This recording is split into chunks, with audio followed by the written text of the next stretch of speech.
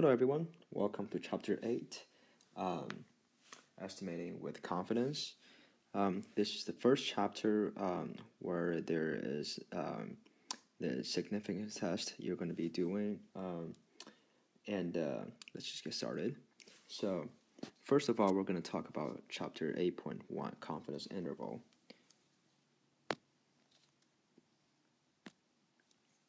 So, the purpose of confidence interval is when the questions asks you like the kind of a range of proportion or mean from the sample, and you have all these data from the sample, and it kind of asks you what the population proportion or mean might actually be based on your confidence interval. For example, you can be like 95% confident that the population proportion is between, let's say, 0.5 to 1, which is not very good, but that's basically what it is.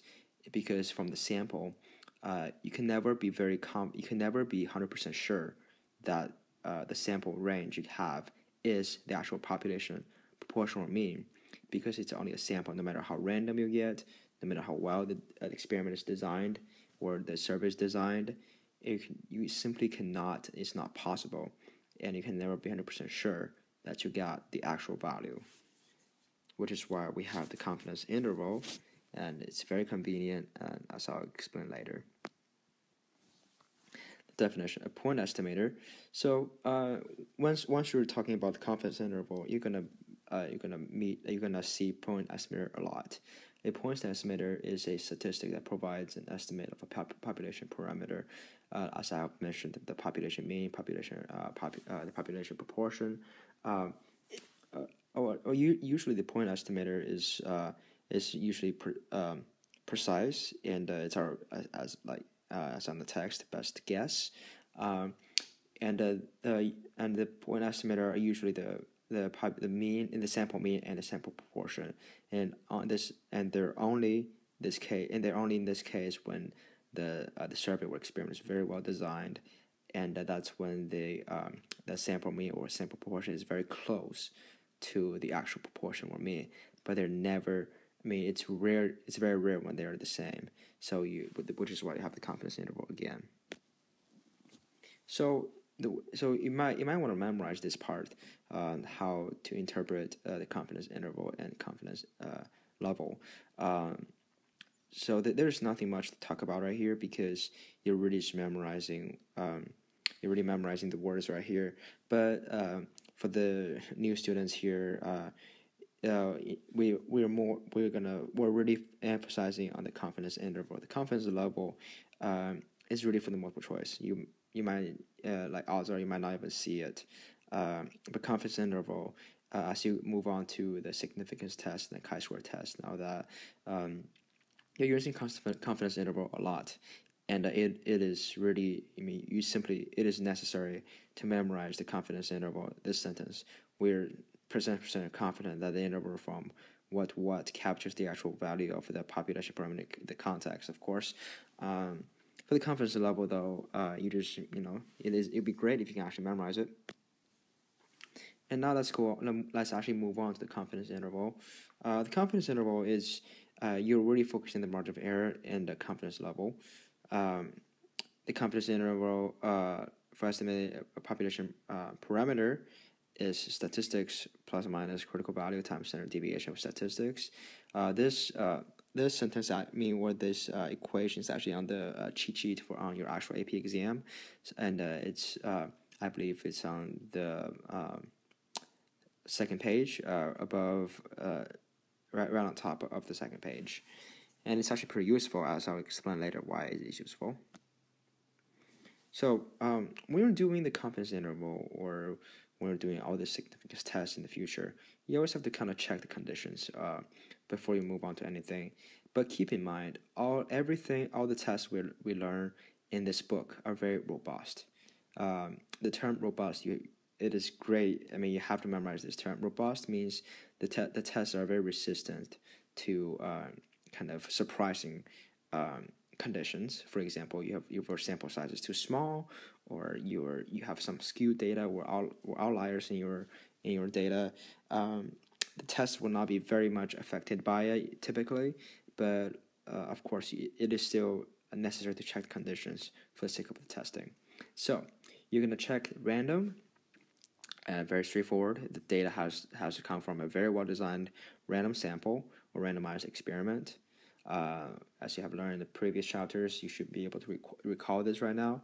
And normal, when we talk about normal, there's this central limit theorem, where that pretty much just says if you have a sample of over 30 subjects, or just any units or anything, you're gonna have a very normal a very normal distribution with the sample. It is just a fact. There's no way to argue it. And for proportions, of course, that was only for means. For proportions, you have to check the sampling distribution, and you have NP typically means success, and N1 minus P, or NQ in this is also basically the failure, and they have to be greater than 10. In some other textbooks, you're going to see greater than 5. They're all the same. The actual AP exam is going to make sure it's over 10. Independent, you have to make sure the individual observations are independent, or each individual, for example, subjects and the volunteers and all that, they have to be independent from each other.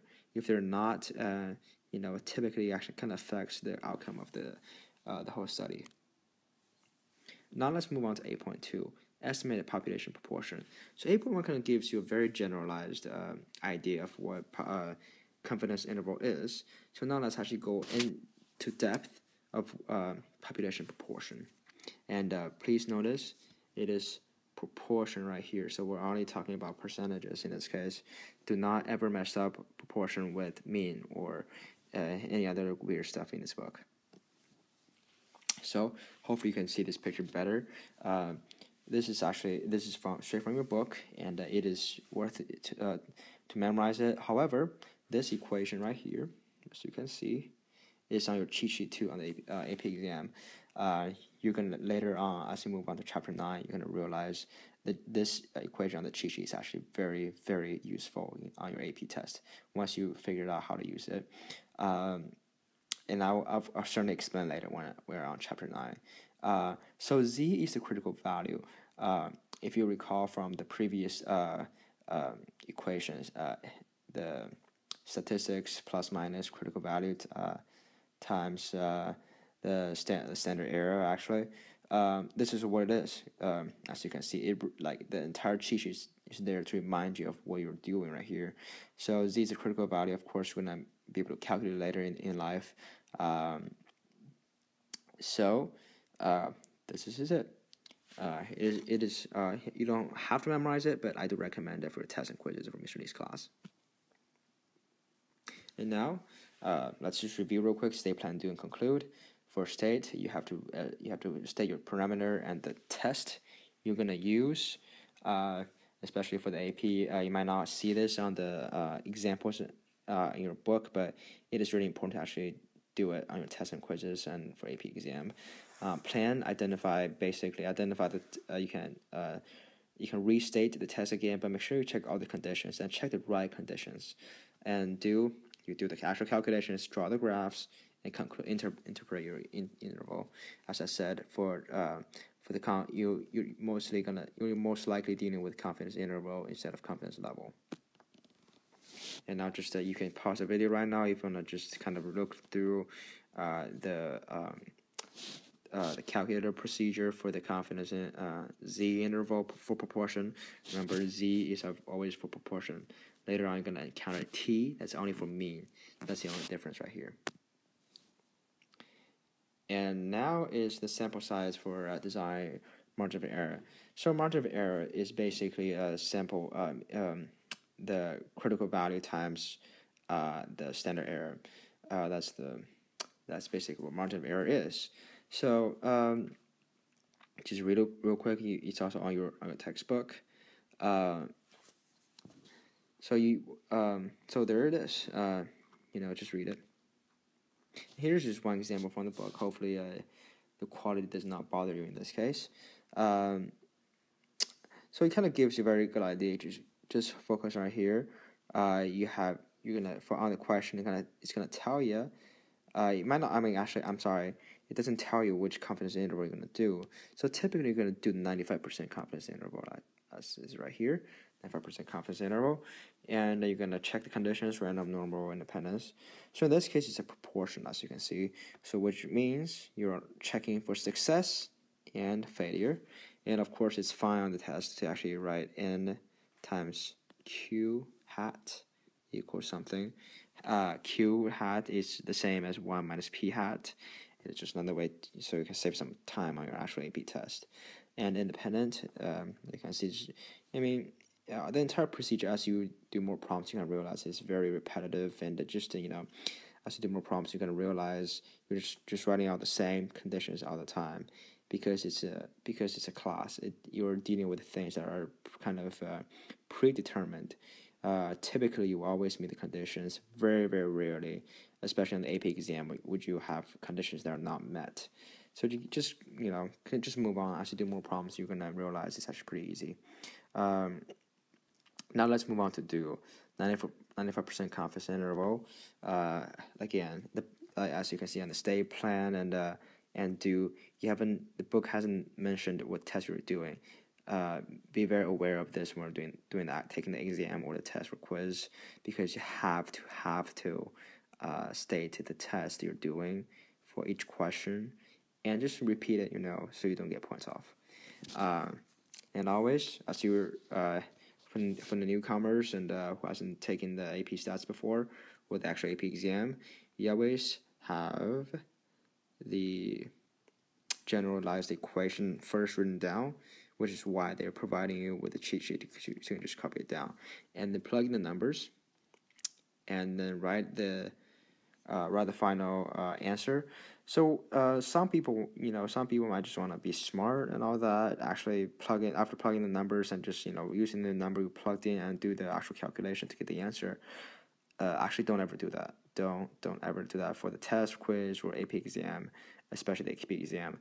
Whatever you do after you plug in the numbers, and just use your calculator, because for all the tests in this book, you can do on your calculator without any complications.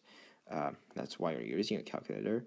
The AP exam is really testing you on whether you're familiar with the steps and some procedures, the conditions. You're familiar with that. It is not testing on the actual math. The actual math is really easy, and you can do everything on your calculator. So there it is. And conclude, as you can see right here, your conclusion is basically repeating the confidence interval, not the confidence level, which is why for every test you might want to memorize confidence interval, because you're going to do that for every single test or you're doing. Now let's move on to 8.3, estimating population mean. So it's very similar to population proportion.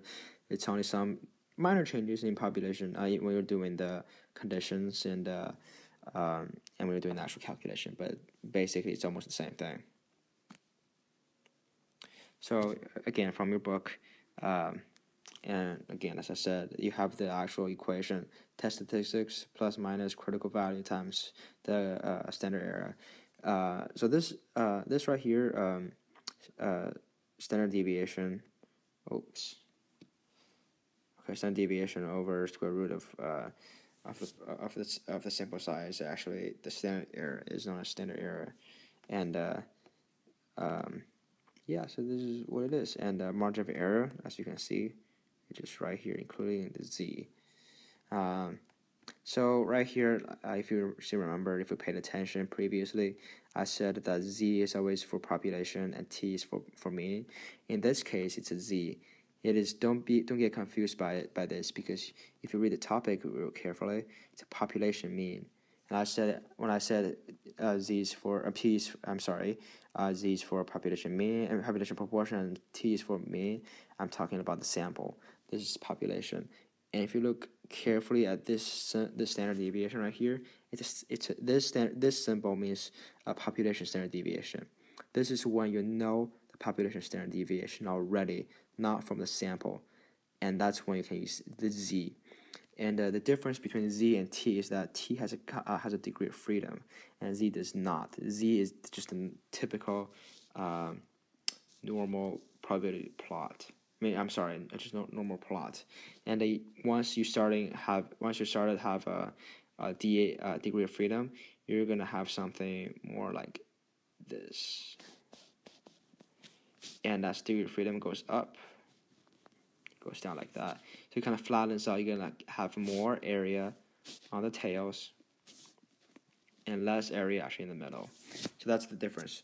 So a Z or a typical normal graph is, you can see from a calculator, you just see all the stats. And T is only when it kind of flattens out a little bit.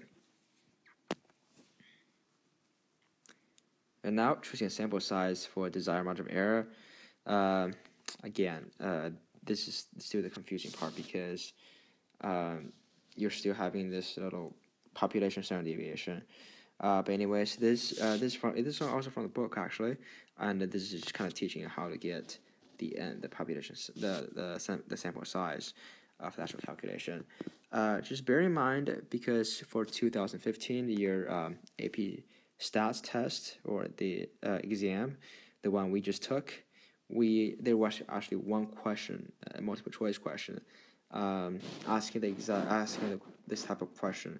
It's asking you to calculate n, and some people certainly did not answer it.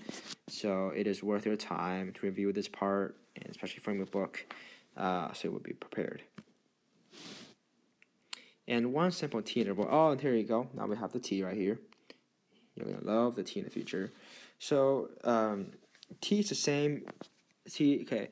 So as any standardized statistic right here, and so in this case it's really just z, because you're only having two this year for the test statistic.